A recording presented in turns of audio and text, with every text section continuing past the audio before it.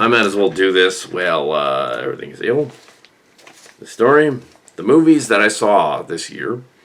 This is kind of the Clara Awards pre-show. Here's the movies that I watched and looked over this year. Um,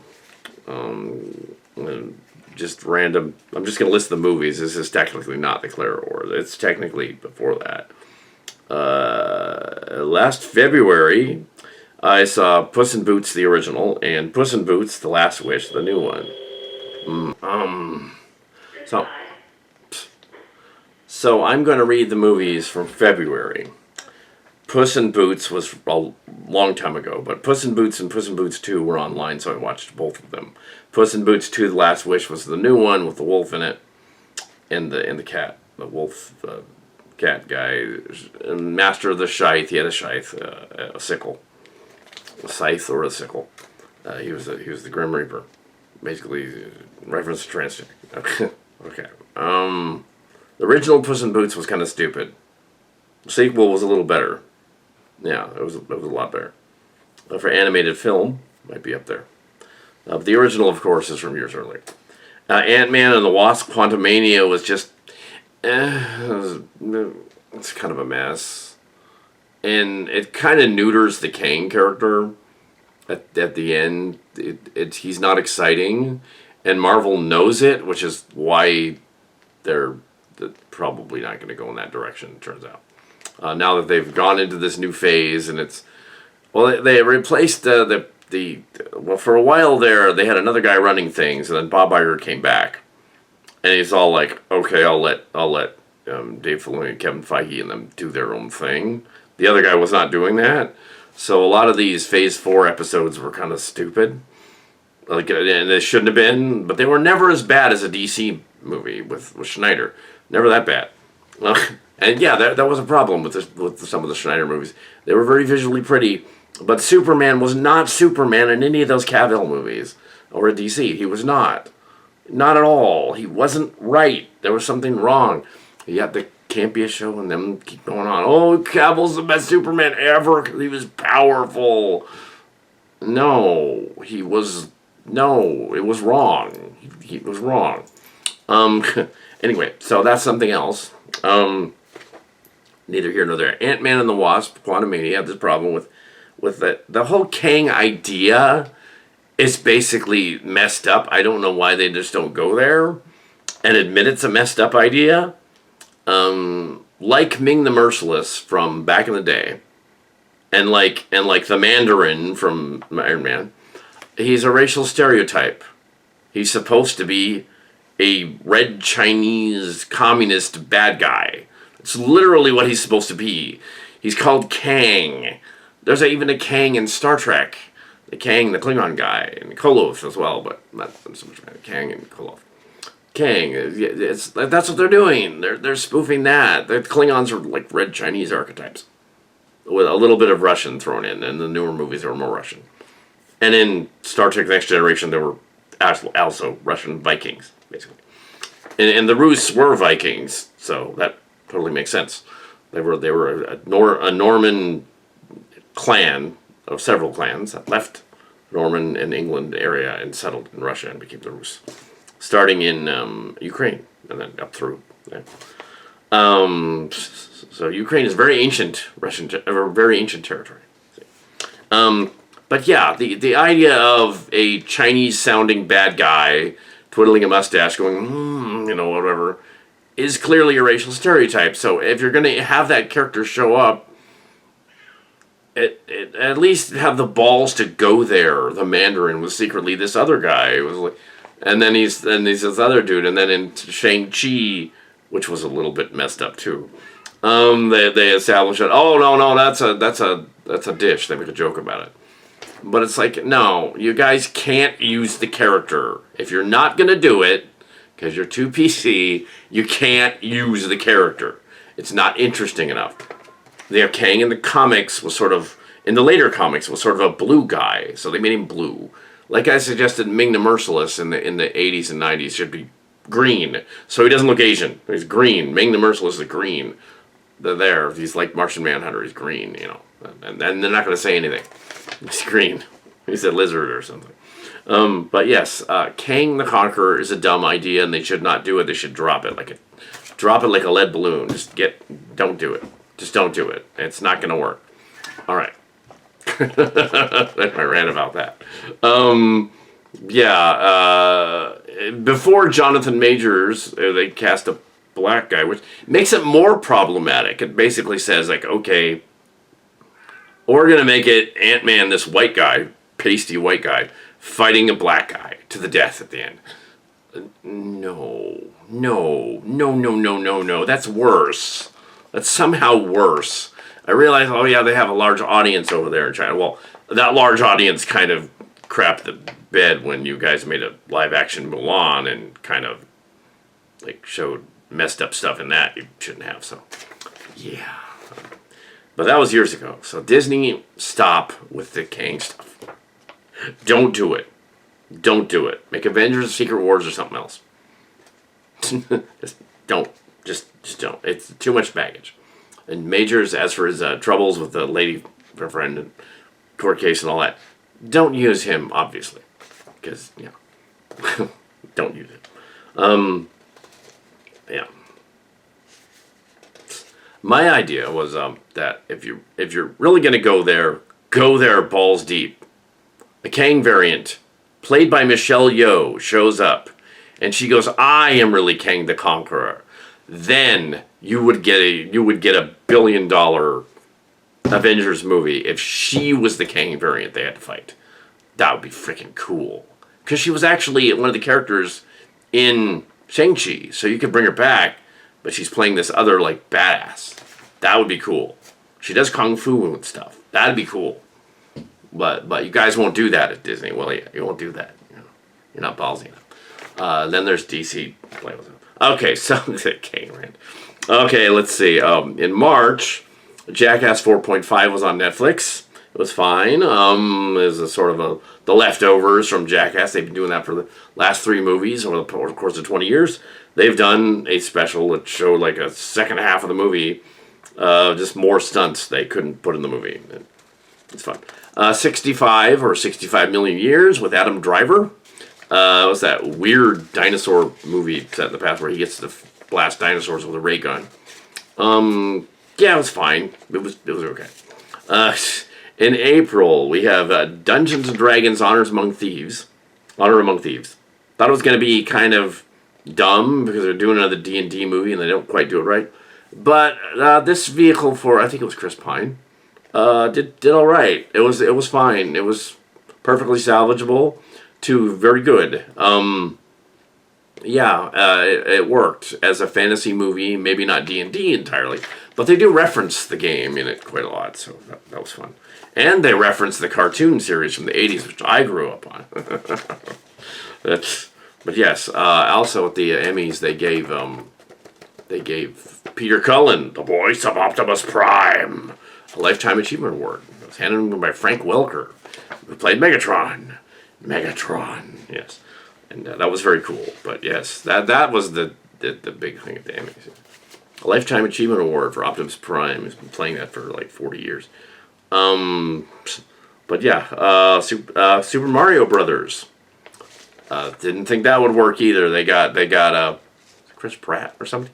One of those guys playing Mario, not doing the accent at all, but kind of.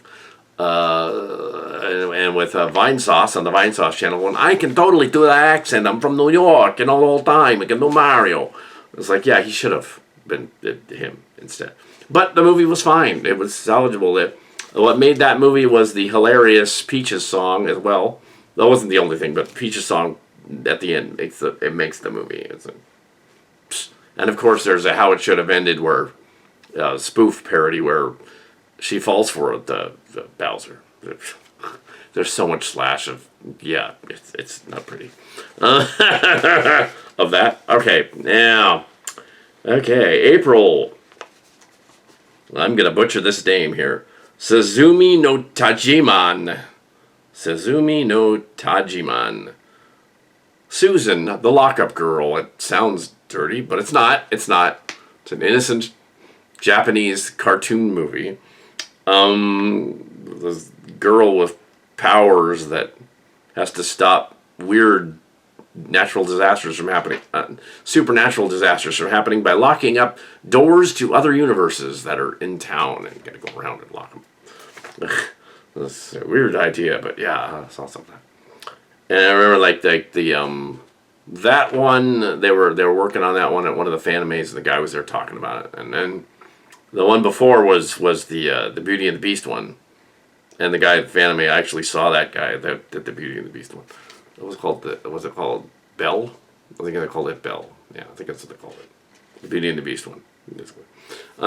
Yeah, that guy was talking about that one and how he's making this one scene where there's going to be like, and same thing with this one. There was the scene where she travels on the train and they're going over how they blocked the visuals and stuff and showed how this is going to look when they used a little bit of CGI and cell animation and made the town and everything look interesting.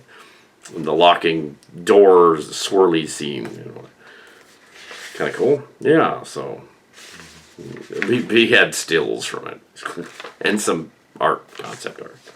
But yes, so those were seen. Not so much for -1. I didn't see any Godzilla -1 behind the scenes stuff. Here we have the other one was Shazam! Fury of the Gods, because apparently, Black Adam came out last year, so yeah. And it was okay. It was salvageable. It seemed weird that like the three villains also with that lady from Oscar lady. But yeah, it didn't quite reach the idea that there's like Power Ranger versions of Shazam where they're kids. It's a little strange, and that is odd. But that's what they did in their universe, so that's fine. A horse scene was funny. Yeah. Then we have we go on to, it was fine. It's not Oscar worthy. It's not Clara award worthy, really. Oscar dubbed. Okay. Then we have May. Yes, the month of May. Just before the strikes happened. Resurrect and all that. So we have The Little Mermaid 2023, in which the dazzling effects and stuff fool you during the Under the Sea song into thinking they actually animated the little critters, but they didn't. When you watch the movie again later on the internet, it's like, they didn't animate hardly any critters. They didn't make a blackfish sing. They didn't make the trout rocking out. They didn't make any of that stuff. They just had like weird things floating by her as she kind of sat there. It's like, oh my god! The website YMS Your Movie Sucks did a whole expose on that. After the fact, after I saw it, I was like, oh my god, that's right. No. And the guy they had playing Prince Eric could not sing and should not be singing in a movie. No. I didn't mind Aquafina singing the Scuttlebutt song as a girl's scuttle. I didn't mind that because that was like, well, she's goofy, so sure, she's cute. No, I don't care. But that's fine. That was okay. I didn't like that they cut out Les Poissons, but then again, whatever. But they cut out that one to put in the other one. I didn't mind that the mermaid was a black girl. That didn't matter. And she was an okay singer. They kept confusing her for someone much older, Halle Berry. It was Haley Bailey, not Halle Berry. But yeah, I think the mermaid should have been blue or gray or something. Maybe alien fish things. So there's make the color weird. So, but yeah, that was not the problem with it. The problem was they half-assed some of the songs. It was fun to see Benson as the storekeeper at one point when she grits the fork, but they changed that scene a little bit. But yeah, they did the Kiss the Girl song kind of right, but they messed up Under the Sea. How can you mess up Under the Sea? It's not that hard to do. You just get a little animated fish and playing the flute and stuff. The truth play the flute, the trout rocking out, the blackfish singing. Yes, so yeah, they didn't do it. Stephen the Sturgeon and the Ray get the urge and start to play. You can animate that.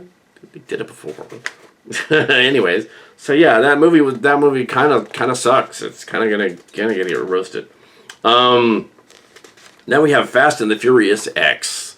Excited for the amazing action adventure and Jason Momoa chewing scenery as the bad guy. That's what made the movie. It certainly wasn't watching Vin Diesel act like a badass, and then performing impossible gravity-defying stunts, as well as chucking the son out of the bad guy's car into his car at freeway speed and catching him without breaking every bone in his body.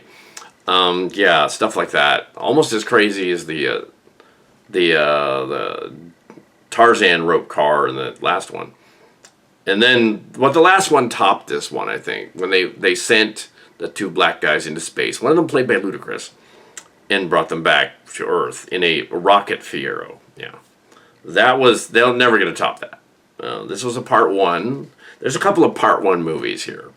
Part one. So there's Dune part one. Dune part two is coming out next year. But yeah, because they delayed it. The red strike.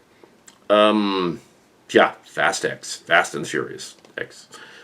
Yeah, it was fine. It was silly. It's dumb as I'll get up.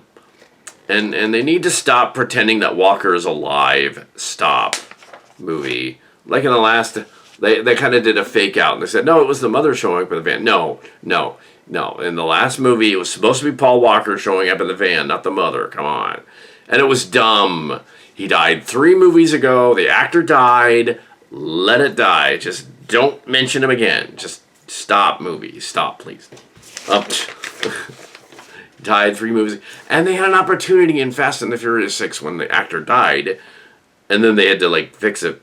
They had 2 opportunities in that movie in the end, during the editing process, to just kill him.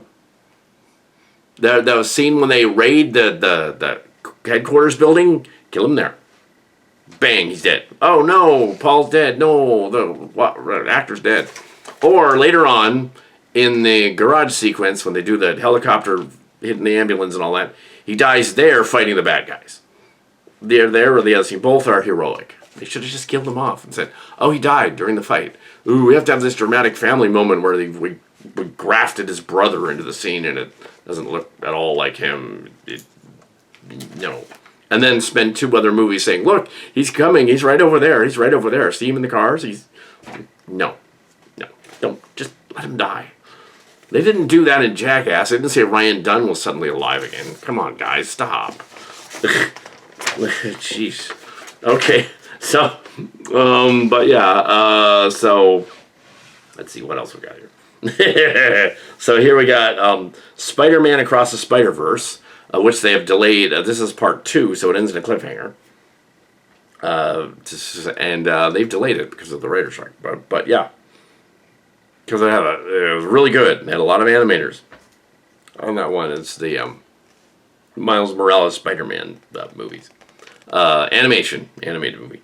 Probably animated movie of the year, really. I mean, although The Lockup Girl is just as good, it would be for an animated movie. They can do both. So, say with the Clara awards, you can just say, sure, they both win because the Clara award doesn't count. You don't get an Oscar. So,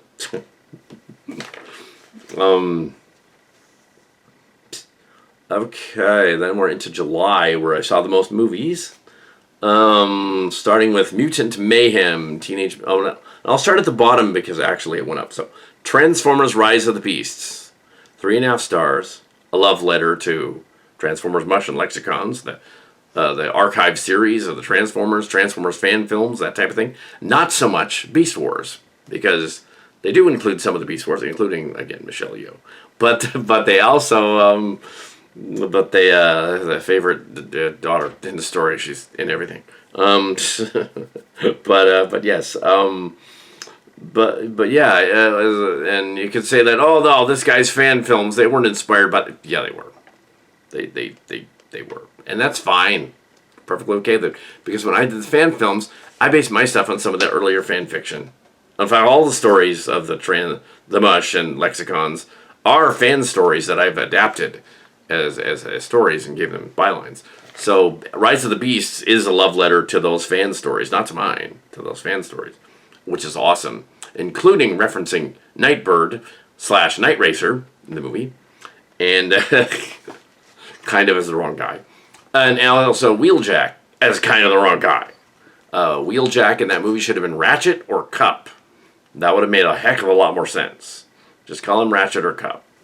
That would have made sense, because we don't know when Cup first showed up. Between 86 and 2005, so the movies jumped ahead. The Transformers the movie jumped 20 years ahead. So it's possible he could have encountered Cup in the 90s. They should have done that instead of called him Cup. Yeah, that would have been fine. That would have worked. Didn't act like it. Yeah, and Cheetor had but one line, silly Keller, in which he said, "Cheetor, maximize!" Which was very cool, but yes, yeah, Jazz and the others, the human characters weren't annoying. It was fine. Likeable enough. So I liked Rise of the Beasts. I don't know if it's best of the year, but I liked Rise of the Beasts. And then there's the Ezra Miller controversy that led to The Flash finally coming out. Or The Flash finally came out, despite the controversy, or whatever. They are odd. Not because of their preferences, but because they are kind of like that other dude. They're kind of aggressive and mean when they're in public, and they're doing crazy stuff that's illegal. So they're kind of in trouble for doing stuff like that. But they have not been charged with anything, unlike this other guy, because Warner Brothers stuck up for him and didn't charge them with anything, because they are trans. So but that's not because they were trans. It's because they like the guy. So they're like, well, we're not gonna kick him out of the Flash movies and not have him do anymore. But now that James Gunn is running the show, he's not playing Flash anymore. They're not playing Flash. Somebody else will be doing it. Just kidding. So here we have, so the Flash. Yeah. It was cool to see the original Batman back, even though the ending is out of character, and it became basically a Zack Snyder fight scene at the end. That was really kind of lame and boring. Somehow, a fight scene is lame and boring. So the last 30 minutes was a mess. So that just drops a star by David Lewis. Then we come to Indiana Jones and the Dial of Destiny, which kind of has the same problem. And like the other one, where the controversy was, oh, we don't want the Black Mermaid. Oh no, that wasn't the controversy. Same thing here. Oh, we don't want Fleabag. They're calling her Fleabag because she was in a show called Fleabag. We don't want the girl to take over the franchise like Sheila Booth did. So, well, in the movie they say Sheila Booth dies in a war. Apparently goes off to Nam and gets killed. Because it's set in the 60s. The 69, I think is what it said. 69. But yes, but it's like, no, Fleabag, the girl wasn't the problem. So Fleabag wasn't the problem. The problem was the pacing of the movie and what they were doing. Indiana Jones is fucking 80 years old. Harrison Ford is nearly 80 years old. He can't do it anymore. Just no. but yeah, the main problem is that twist part where they fly back in time for no frickin' reason, and they end up in Archimedes' time, and then they got to get back to the future. Why was that in there? That did not need to be in there. They could have cut that out and just had them fly toward the anomaly thing, and then have him wake up in his house at the end. Cut that 10 minutes out. It's stupid. Cut the part out where they find the propeller with Archimedes on the gravesite, because that's stupid. Cut those two scenes out, and you have a decent Indiana Jones movie. Just have him go well, I flew into the anomaly, and now I don't remember anything. Well, we flew the plane back through the anomaly, and everything's all right. Yeah, just do that. The bad guys crashed. We crashed them. They crashed, and then we flew back. Now, just say that. Just cut back to her saying that. Yeah, cut that scene out. It's stupid. All right, and you're fine. Mission Impossible 7 Dead Reckoning Part 1. Just to do 2 parts of this. Great. But yeah, Part 1 was fun. They addressed the mask thing that I had addressed in my last review, so I watched my review, and they're like, oh, we'll address the mask. The mask thing could break down. Yeah, that's it. Yeah, and they can't tell. Actually, the masks on people doesn't work. Only in Hollywood, where you can't smell them or see how they're acting. You cannot put a mask on somebody and convince them they're someone else. Even the best actor in the world cannot pull that off. There would be something wrong with that situation. The only way that would ever work is if that people that the guy with the mask encounters doesn't encounter anyone that knows him. Then it would work. But it doesn't. Anyway, in the movie, awesome train sequence at the end. Train crash. Not bad. Just stage. A bike scene and the train scene. Bike scene and the train scene. Awesome stunts, things like that. He's getting a little long in the tooth. Yeah. Yeah. Tom Cruise is definitely getting long in the tooth. He's got to be like 60. He's approaching 60 really rapidly. The Top Gun Maverick was last year. So that was the one where they completely recast the girl love interest because the original actress is matronly looking and doesn't want to do it anymore. But they should have cast the matronly looking girl. That would have been awesome if Tom Cruise was like, hey baby, I see you filled out a lot and you're Rubenesque now. I like that. Yeah. And then they start making out and it's really hot. Why not? Why not? Why not, Tom? Come on. You've had so much work done. Come on, just do it. But no, in this one, they thankfully didn't do that. They just cast a younger actor in that. Okay, then we come to, of course, I did the Barbenheimer thing. Oppenheimer and Barbie together. Back in the day, everybody did that. Double feature.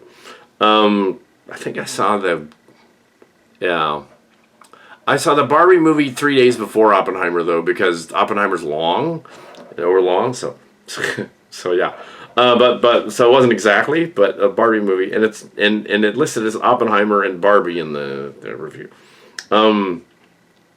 The Barbie movie, Best Actress, Margot Robbie. Why not? Playing in a bizarre world that's not reality, and all the right-wing people ticked off because, oh my God, it made fun of men. Well, no, it made fun of Ken. Not all men, just Ken. And Ken is also extremely a gay-coded character. He always has been. Barbie probably is kind of too, really, technically. That's what worried them. Oppenheimer, though, kind of the opposite of that. Some people were saying, oh, it's the nerd movie, it's the nerd movie. Well, the difference between a nerd and Oppenheimer or Einstein or any of those brainy guys is that a nerd, having being sci-fi nerd geek guy, a nerd aspires to be like that, but isn't. Oppenheimer is clearly like a badass. He made the nuclear bomb and created that. He's a mental genius with the thing back in the day. Einstein will like that and all that. That's what separates it. A nerd is somebody that's kind of acting, posing, trying to be the best at that thing, at the math thing or whatever. And somebody like Oppenheimer actually is there. So what does that make Elon Musk the current brainy guy in the universe? Actually, Musk doesn't count. He rides on the backs of others. Yeah.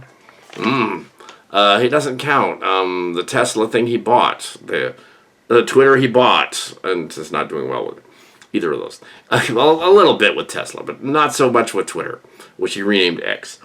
Yeah, he was rich from his dad's ruby mine. That doesn't make him a nerd. That makes him a rich, smart guy. So, like the other guy, he's not a nerd.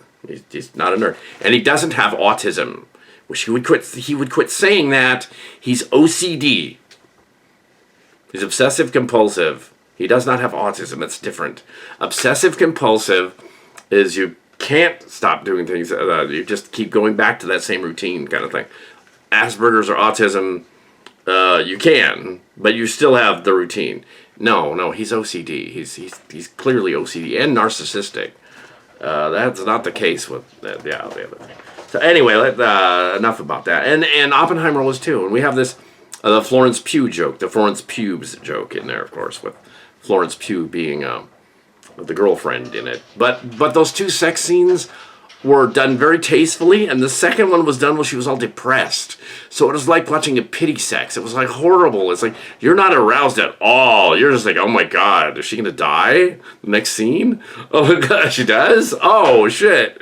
You know, it's like, and the movie had a lot of issues. It had like an hour of issues. They could have cut a lot of stuff out of this movie. Maybe not that, but they could have cut a lot of stuff out because they needed. We didn't need to see inside his head when they zoom in on his head and shit like sparks going off.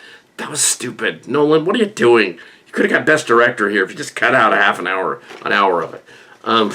You almost do get Best Director. You almost do. But yeah, Oppenheimer in the Barbie movie and Mattel making fun of itself. All right. Mutant Mayhem, Teenage Mutant Ninja Turtles, Mutant Mayhem, the Seth Rogen version. Teenage Mutant Ninja Turtles, Mutant Mayhem, the Seth Rogen version. I consider an adaptation of the cartoon of Nickelodeon, not the OG stuff and not the later stuff in the 90s, 2000s, 90s and 2000s and 2010s. If it's a reboot of the Nickelodeon cartoon from just a few years ago, then it's canon with that, and then it works. But April in that was a little white girl, and now she's a little black girl. Let's throw in all the right girl. Come on, guys. It doesn't matter what race she is. Anyway, it doesn't really at all. April O'Neil. Maybe there are black people in Ireland. Come on. She could be Irish. Come on. They're Ninja Turtle. They're green turtle men that live in a sewer, and they're led by a giant rat. Giant green turtle men led by a giant rat. Come on, it's fantasy. It's high fantasy. Come on. Get over yourselves. I didn't even mention the Disney Plus shows that I saw last year. That doesn't count. It doesn't count. It shouldn't be Oscar worthy because it doesn't count at the TV. Okay, then we come to August, Blue Beetle. In which case, in my review thing, I just said, hey, they stuck it up his ass. It crawled up his ass. That was it. That movie's remitting quality is that Rodriguez, the comedian who is playing the uncle in it, is constantly cussing under his breath and out loud. But the subtitle credits aren't saying they're cussing. They just didn't put it in there. But I could tell. And most of the audience we were watching it. It was a fairly modestly packed audience. It was the Spanish kids, the Mexican kids, and they were all getting the jokes. And they were like, their mothers and grandmothers are like, dang, don't say those words. But yeah, that was fun, just because of all the dirty words the guy was saying. But it had nothing to do with the Beetle character. It was just this other guy throwing out one-liners. I mean, I did my own stuff through August through December, of course. The Starship Locations Destination series, Robotech meets the Transformers, and Blessings Deferred just recently. Or is it Robotech meets the Transformers, and Starship Locations, and something. Robotech meets the Transformers was in August. And through September. And Starship Locations Destinations was November. And Blessings Deferred was just recently. Those would count as their in-house stuff. They're excellent miniseries. The Robotech one is about 9 hours if you watch the whole thing. 3 different 3-hour miniseries. Starship Locations is about 10 or 11 hours and includes a couple of movies. Blessings Deferred is 6 hours. You can watch it as 3 2-hour things. So yeah, we were very prolific this year, and that is it for the pre-Clara things. Yep.